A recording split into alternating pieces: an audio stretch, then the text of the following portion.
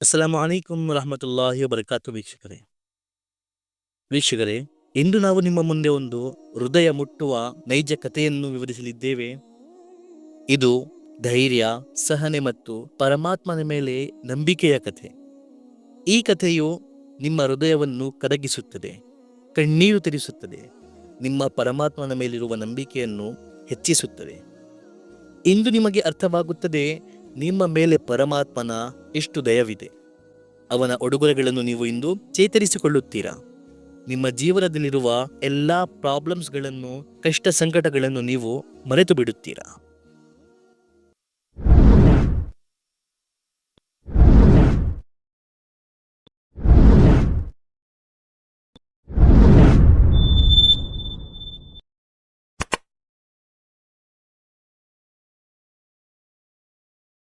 ವೀಕ್ಷಕರೇ, ಒಮ್ಮೆ ಕಾಬಾದಲ್ಲಿ ಒಂದು ಮಹಿಳೆ ತವಾಫ್ ಮಾಡುತ್ತಿದ್ದಳು. ಅವಳ ನಿಖರವೇ ಒಂದು ವಿದ್ವಾಂಸರು ಸಹ ತವಾಫ್ ಮಾಡುತ್ತಿದ್ದರು. ಆ ಮಹಿಳೆ ತವಾಫ್ ಮಾಡುತ್ತಾ ಹೇಳುತ್ತಿದ್ದರು, ಪ್ರಿಯ ಅಲ್ಲಾಹನೇ, ನಾನು ಈ ಸಂದರ್ಭದಲ್ಲೂ ಸಹ ನಿನ್ನೊಂದಿಗೆ ಸಂತುಷ್ಟಳಾಗಿದ್ದೇನೆ. ತವಾಫ್ ಮುಗಿಸಿ ಆ ವಿದ್ವಾಂಸರು ಆ ಮಹಿಳೆಯಿಂದ ಕೇಳಿದರು, ಓ ಮಗಳೇ, ನೀನು ಇಂತಹ ವಿಚಿತ್ರ ಮಾತನ್ನು ಯಾಕೆ ಹೇಳುತ್ತಿದ್ದೀಯಾ? ನಮ್ಮ ಮೇಲೆ ಅಲ್ಲಾಹನ ಅಪಾರ ದಯವಿದೆ. ಪ್ರತಿ ಸಂದರ್ಭದಲ್ಲೂ ನಾವು ಅಲ್ಲಾಹ್ ಸುಬ್ಹಾನಹು ವ ತಆಲನಿಂದ ಸಂತುಷ್ಟರೇ ಆಗಿರಬೇಕು.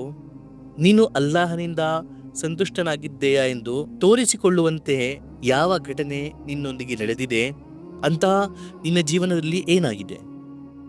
ಆ ಸಮಯ ಆ ಮಹಿಳೆ ಹೇಳಿದಳು, ನಾನು ಒಂದು ಗ್ರಾಮದಲ್ಲಿ ವಾಸವಾಗುವ ಸಾಧಾರಣ ಮಹಿಳೆ. ಅಲ್ಲಾಹನ ದಯೆಯಿಂದ ನನಗೆ 3 ಮಕ್ಕಳು, 3 ಸಹ ಗಂಡು ಮಕ್ಕಳು. ಸಾಮಾನ್ಯ ದಿನಗಳಂತೆ ನಾನು ನನ್ನ ಅಡಿಗೆ ಮನೆಯಲ್ಲಿ ತನ್ನೂರಿನಲ್ಲಿ ರೊಟ್ಟಿಗಳನ್ನು ಮಾಡುತ್ತಿದ್ದೆ. ವೀಕ್ಷಕರ, ತನ್ನೂರ್ ಎಂದರೆ ನಾರ್ತ್ ಇಂಡಿಯಾ ಕಡೆ ರೊಟ್ಟಿಗಳನ್ನು ಮಾಡುವ ಒಂದು ವಿಶೇಷ ಒಲೆ. ಅವರು ಹೇಳಿದರು, ನಾನು ಸಾಮಾನ್ಯ ದಿನಗಳಂತೆ ಅಡಿಗೆ ಮನೆಯಲ್ಲಿ ತನ್ನೂರಿನಲ್ಲಿ ರೊಟ್ಟಿಗಳನ್ನು ಮಾಡುತ್ತಿದ್ದೆ. ನನ್ನ ಬಳಿ ನನ್ನ ಚಿಕ್ಕ ಮಗ, ನಡೆಯಲು ಬರದೆ ಕ್ರಾಲ್ ಮಾಡುವ ಸಣ್ಣ ಮಗ ನನ್ನೊಂದಿಗೆ ಇದ್ದನು. 2 ಮಕ್ಕಳು ಇನ್ನೊಂದು ಕೊಠಡಿಯಲ್ಲಿ ಆಟಾಡುತ್ತಿದ್ದರು. ಕೆಲವೇ ದಿನಗಳ ಹಿಂದೆ ನನ್ನ ದೊಡ್ಡ ಮಗ ಮಾಂಸದ ಅಂಗಡಿಯಲ್ಲಿ ಕುರಿಯನ್ನು ಕುಯ್ಯುವುದನ್ನು ಕಂಡಿದ್ದನು.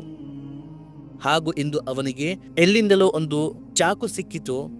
ನನ್ನ ದೊಡ್ಡ ಮಗ ನನ್ನ 2ನೇ ಮಗನನ್ನು ಹೇಳಿದನು, ನಿನಗೆ ತಿಳಿದಿದೆಯಾ, ಅಂಗಡಿಯಲ್ಲಿ ಮರಿಯನ್ನು ಹೇಗೆ ಕುಯ್ಯುತ್ತಾರೆ? ಬಾ, ನಾನು ನಿನಗೆ ತೋರಿಸುವೆನು. 2ನೇ ಮಗವನ್ನು ನೆಲದ ಮೇಲೆ ಮಲಗಿಸಿ ಅವನ ಗಂಟಲಿನ ಮೇಲೆ ನನ್ನ ದೊಡ್ಡ ಮಗ ಚಾಕುವನ್ನು ಎಳೆದು ಬಿಟ್ಟನು. ಅವನಿಗೆ ತಿಳಿದಿರಲಿಲ್ಲ, ಚಿಕ್ಕ ಮಗುವಾಗಿದ್ದನು. ತಕ್ಷಣವೇ ನನ್ನ 2ನೇ ಮಗದ ಗಂಟಲಿನಿಂದ ರಕ್ತ ಹರಿಯಲಾರಂಭಿತು. ಇದನ್ನು ಕಂಡು ಆತನು ಭಯದಿಂದ ಕಿರುಗಾಡುತ್ತಾ ಓಡಿ ಹೋದನು. ನಾನು ಕಿರುಚಾಟ ಕೇಳಿ ಓಡಿ ಬಂದು ನೋಡಿದೆ. ನನ್ನ 2ನೇ ಮಗ ಪರದಾಡುತ್ತಿದ್ದನು. ಕೆಲವೇ ಕ್ಷಣದಲ್ಲಿ ಅವನ ಜೀವ ಹೋಯಿತು. ನಾನು ಅವನಿಗೆ ಮಂಚದ ಮೇಲೆ ಮಲಗಿಸಿ ಹಿರಿಮಗನನ್ನು ಹುಡುಕಲಾರಂಭಿಸಿದನು. ಆದರೆ ಅವನು ನನಗೆ ಎಲ್ಲೂ ಸಿಗಲಿಲ್ಲ. ನಂತರ ನನಗೆ ಅರಿವಾಯಿತು, ಆತನು ಭಯದಿಂದ ಓಡಿ ಹೋಗಿ ಅಂಗಳದಲ್ಲಿರುವ ಸೌದೆಗಳ ಹಿಂದೆ ಅಡಗಿದ್ದಾನೆ. ನಾನು ಅಲ್ಲಿ ಹೋಗಿ ಕಂಡೆನು. ಅಲ್ಲಿರುವ ಒಂದು ವಿಷಕಾರಿ ಹಾವು ಕಚ್ಚಿದ ಕಾರಣ ಅವನು ಸಹ ತನ್ನ ಪ್ರಾಣ ಕಳೆದುಕೊಂಡನು. ಆತನನ್ನು ಸಹ ನಾನು ಎತ್ತಿಕೊಂಡು ಮಂಚದ ಮೇಲೆ ಮಲಗಿಸಿದೆ. ನಂತರ ನನಗೆ ಚಿಕ್ಕ ಮಗನ ಗಮನವಾಯಿತು. ಅವನ ಶಬ್ದ ಬರುತ್ತಿರಲಿಲ್ಲ. ಓಡಿ ಹೋಗಿ ನಾನು ಅಡಿಗೆ ಮನೆಯಲ್ಲಿ ಕಂಡೆನು. ಅವನು ಕ್ರಾಲ್ ಮಾಡುತ್ತಾ ಹೋಗಿ ತನ್ನೂರಿನಲ್ಲಿ ಬಿದ್ದಿದ್ದನು ಹಾಗೂ ಸುಟ್ಟು ಬೂದಿಯಾಗಿದ್ದನು. ನಾನು ನನ್ನ ಕಂದನ ಸುಟ್ಟಿರುವ ಶವವನ್ನು ಎತ್ತಿ ಮಂಚದ ಮೇಲೆ ಮಲಗಿಸಿದೆ. ಈ ರೀತಿ ಒಂದೇ ದಿನ, ಒಂದೇ ಸಮಯ ನನ್ನ 3 ಮಕ್ಕಳ ಶವ ನನ್ನ ಮುಂದಿತ್ತು. ಒಂದೇ ದಿನ ನನ್ನ ಮನೆಯಿಂದ ನನ್ನ 3 ಕಂದಗಳ ಜನಾಜಾ ಎತ್ತಲಾಯಿತು. ನಂತರ ನಾನು ಈಗ ಉಮ್ರಾ ನಿರ್ವಹಿಸಲು ಇಲ್ಲಿಗೆ ಬಂದಿದ್ದೇನೆ. ಹಾಗೂ ನನ್ನ ಅಲ್ಲಾಹನಿಂದ ನಾನು ಹೇಳುತ್ತಿದ್ದೇನೆ, ಓ ನನ್ನ ಪ್ರಿಯ ಅಲ್ಲಾಹನೇ, ನಾನು ಈ ಸಂದರ್ಭದಲ್ಲೂ ಈ ಸ್ಥಿತಿಯಲ್ಲೂ ಸಹ ನಿನ್ನೊಂದಿಗೆ ಸಂತುಷ್ಟನಾಗಿದ್ದೇನೆ.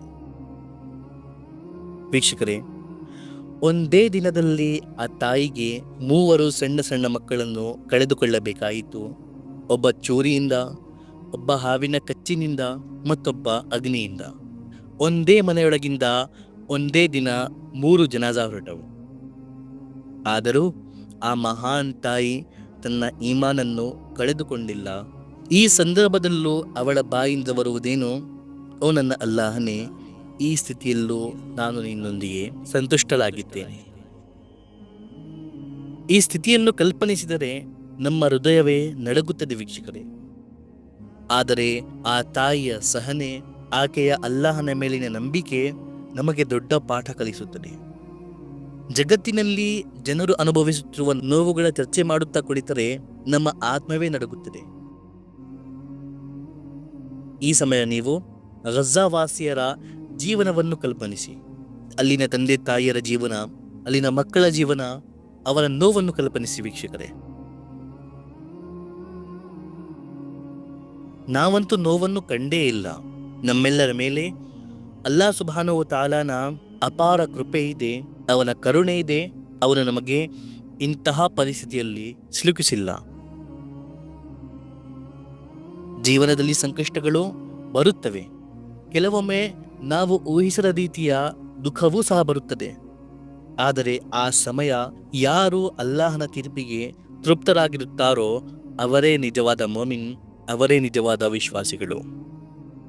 ಕುರ್ಆನಿನಲ್ಲಿ ಅಲ್ಲಾಹ್ ಸುಬ್ಹಾನಹು ವ ತಆಲಾ ಹೇಳುತ್ತಾನೆ, ನಾವು ನಿಮಗೆ ಖಂಡಿತವಾಗಿಯೂ ಪರೀಕ್ಷಿಸುತ್ತೇವೆ, ಭಯದಿಂದ, ಹಸಿವಿನಿಂದ, ಸಂಪತ್ತು ಮತ್ತು ಜೀವಗಳ ನಷ್ಟದಿಂದ. ಆದರೆ ಸಹನಶೀಲರಿಗೆ ಸುವಾರ್ತೆ ನೀಡಿರಿ. ವಿಪತ್ತು ಬಂದಾಗ ಅವರು ಹೇಳುತ್ತಾರೆ, ನಾವು ಅಲ್ಲಾಹನಿಗೆ ಸೇರಿದವರು, ಖಂಡಿತವಾಗಿಯೂ ನಾವು ಅವನ ಕಡೆಯೇ ಮರಳಿ ಹೋಗುತ್ತೇವೆ. ಇಂತಹ ಜನರೇ ಸನ್ಮಾರ್ಗ ಪಡೆಯುವವರು, ಇಂತಹ ಜನರೇ ನಮ್ಮ ವಿಶೇಷ ಕರುಣೆ ಮತ್ತು ಆಶೀರ್ವಾದವನ್ನು ಪಡೆಯುವವರು. ಈ ಕಥೆಯಿಂದ ವೀಕ್ಷಕರೇ ನಮಗೆ ತಿಳಿಯುವುದೇನೆಂದರೆ, ಯಾವ ಪರಿಸ್ಥಿತಿಯಲ್ಲಾದರೂ ಅಲ್ಲಾಹನ ಮೇಲಿನ ನಂಬಿಕೆ ಬಿಡಬಾರದು. ಕೆಲವೊಮ್ಮೆ ನಾವು ನೋಡುವುದಿಲ್ಲದ ಹಿತವೂ ಅಲ್ಲಾಹನ ತೀರ್ಪಿನಲ್ಲಿ ಅಡಗಿರುತ್ತದೆ. ಆ ತಾಯಿ ತನ್ನ 3 ಮಕ್ಕಳನ್ನು ಕಳೆದುಕೊಂಡಳು, ಅಲ್ಲಾಹನ ತೀರ್ಪಿನಲ್ಲಿ ತೃಪ್ತಳಾಗಿದ್ದಳು.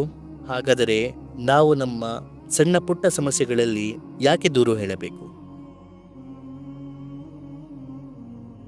ಅಲ್ಲಾಹನಿಂದ ವಿನಂತಿ, ಅಲ್ಲಾಹ್ ಸುಬ್ಹಾನಹು ವ ತಆಲಾ ನಮ್ಮೆಲ್ಲರನ್ನು ತೃಪ್ತಿಯ ಮತ್ತು ಸಹನೆಯ ಜೀವನ ನೀಡಲಿ. ನಿಮಗೆ ಈ ಕಥೆಯಿಂದ ಏನನ್ನು ಕಲಿಯಲು ಸಿಕ್ಕಿದೆ ಕಮೆಂಟ್ ಬಾಕ್ಸ್ ಮೂಲಕ ನಮಗೆ ತಿಳಿಸಿರಿ. ಇನ್ನು ಮುಂದೆ ಮಾತನಾಡೋಣ ಇನ್ನೊಂದು ವಿಡಿಯೋಲಿ. ಅಲ್ಲಿಯವರೆಗೆ ಫಕತ್ ವಸಲಾಂ.